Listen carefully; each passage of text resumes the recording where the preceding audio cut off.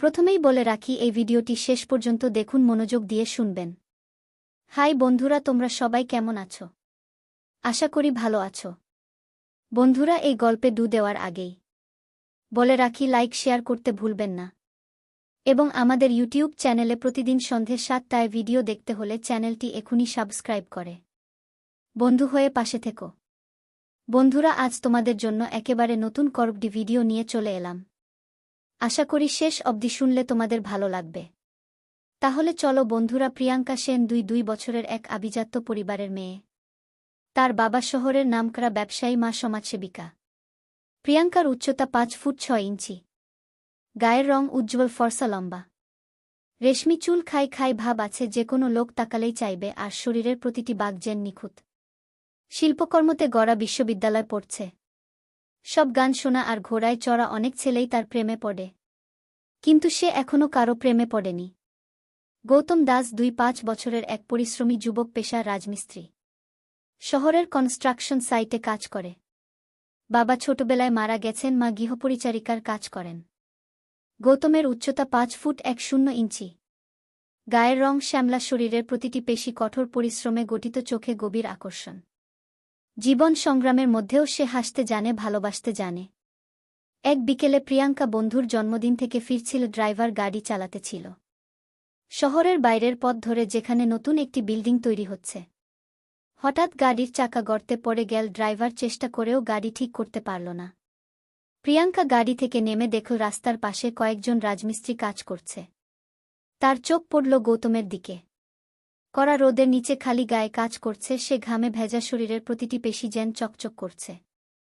মেয়েটি প্রথমবারের মতো এইরকম কাউকে দেখল, যার কঠোর পরিশ্রমও একটা সৌন্দর্য বয়ে আনে।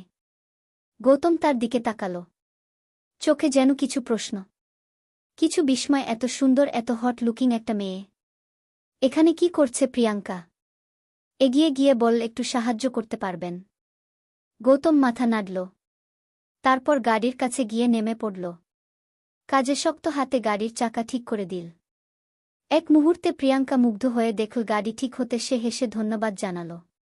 আপনার ধন্যবাদ দেওয়ার দরকার নেই, কিন্তু যদি একদিন 1 কাপ চা খাওয়ান তাহলে খুশি হব।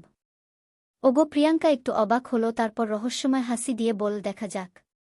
গৌতম কিছু বলল না, শুধু তাকিয়ে রইল। হয়তো জীবনে প্রথমবার কোনো মেয়ে তার দিকে এভাবে তাকাল। প্রিয়াঙ্কা গাড়িতে উঠে গেল, কিন্তু মনটা কোথায় যেন আটকে রইল। গৌতমের সেই গাঢ় চোখের চাহনি, শক্ত হাতে গাড়ির চাকা ঠিক করার দৃশ্য, আর তার হাসির মধ্যে যে নিঃসংকোচ আত্মবিশ্বাস ছিল, সবকিছু মনে দাগ কেটে গেল। গাড়ি ছুটে চল, কিন্তু সে বারবার পিছনে তাকিয়ে দেখল ছেলেটি দাঁড়িয়ে আছে কিনা। গৌতম এক জায়গায় দাঁড়িয়ে দেখল গাড়িটা চলে যাচ্ছে। একটা মেয়ের চোখের চাহনিতে এত কিছু থাকতে পারে সে আগে জানত না। 2 দিন পর প্রিয়াঙ্কা এক বন্ধুর সঙ্গে কফি পেয়ে বসেছিল। তার মন বারবার অস্থির হয়ে উঠছে, গৌতমের কথা মনে পড়ছে। বারবার নিজেকে অবাক লাগছে, কেন এতটা ভাবছি? একজন সাধারণ রাজমিস্ত্রির কথা। তারপর একটা অদ্ভুত কাজ করে ফেল। কফিশিপ থেকে বেরিয়ে সে একাই গাড়ি নিয়ে বেরিয়ে পড়ল, সেই একই রাস্তায় যেখানে গাড়ি খারাপ হয়েছিল। দূর থেকে দেখল গৌতম সেই জায়গায় কাজ করছে। সে সাহস করে গাড়ি থেকে নামল। গৌতম কাজ করছে। হঠাৎ পাশে দাঁড়িয়ে থাকা প্রিয়াঙ্কাকে দেখে একটু চমকে উঠল সে। গামছা দিয়ে হাত মুখ মুছে ধীর পায়ে তার কাছে এল।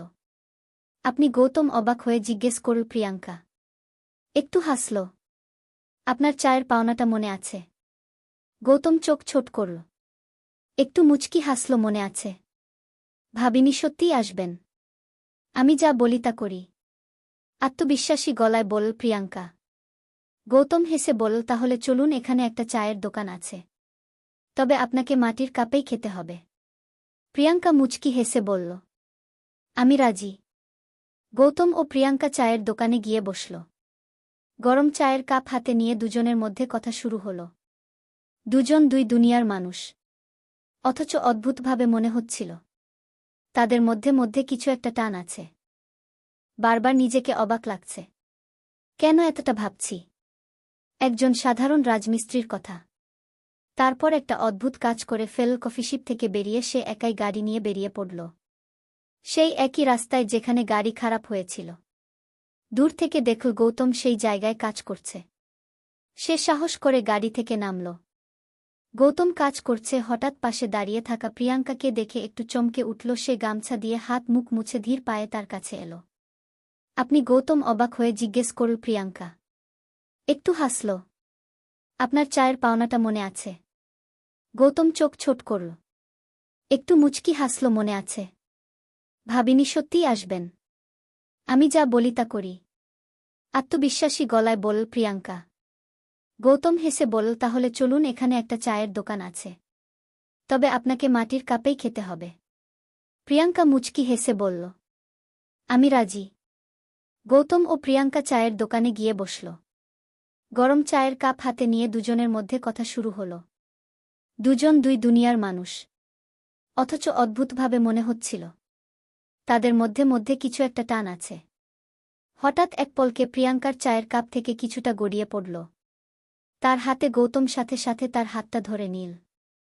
প্রিয়াঙ্কা হতভম্ব হয়ে গেল। তার হাতের উপর গৌতমের শক্ত পরিশ্রমী হাত। এক মুহূর্তের জন্য মনে হল বিদ্যুৎ যেন বয়ে গেল, কিন্তু তার চোখের গভীরতা বলে দিচ্ছিল এই স্পর্শের অর্থ কিছু আছে। প্রিয়াঙ্কা ধীরে করে বলল, তুমি কিসব মেয়ের হাত এভাবে ধরো? গৌতম একটু হেসে বলল, না, শুধু যার জন্য মন ব্যাকুল হয় গো। প্রিয়াঙ্কার চোখ বড় হয়ে গেল। সে নিজেও জানত না এই কথার কি উত্তর দেবে। প্রিয়াঙ্কা চায়ের কাপটা হাতে নিয়ে তাকিয়ে রইল গৌতমের দিকে। ছেলেটার চোখের ভাষায় যে আবেগ ছিল সেটা উপেক্ষা করা কঠিন। কিন্তু সে কি সত্যিই একটা রাজমিস্ত্রির ছেলের প্রতি দুর্বল হয়ে পড়ছে?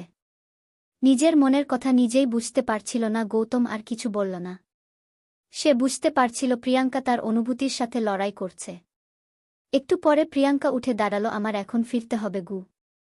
গৌতম মাথা নাড়ল। ঠিক আছে, কিন্তু আবার দেখা হবে তো? প্রিয়াঙ্কা কিছু বলল না, শুধু রহস্যময় হাসি দিয়ে গাড়ির দিকে এগিয়ে গেল। গাড়িতে বসে নিজেকেই প্রশ্ন করল, সে কি সত্যিই গৌতমকে আবার দেখতে চায়? প্রিয়াঙ্কা যখন বাড়ি ফিরল তখন রাত হয়ে গেছে।